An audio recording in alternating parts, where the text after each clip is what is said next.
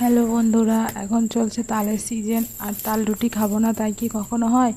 তো দেখো আজকে চলে এসেছি হেলদি অ্যান্ড টেস্টি তাল রুটি বানাতে।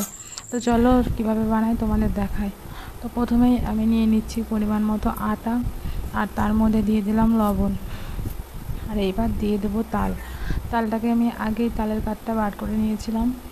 তো এটার মধ্যে কোনো জল দেব না, এই তালের পাল্পটা দিয়েই মাখবো।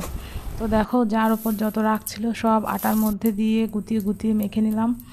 আর এখন হচ্ছে উনুন জ্বালিয়ে নিয়ে তাওয়া বসিয়ে দিয়েছি। তারপরে রুটিটাকে বেলে নিলাম, বেলে নিয়ে এখন রুটিটা ভেজে নেব। তো দেখো কীরকম ফুলছে আমার রুটিটা, তোমরাই দেখো। এই যে একদম ফুলে গোল হয়ে গেছে।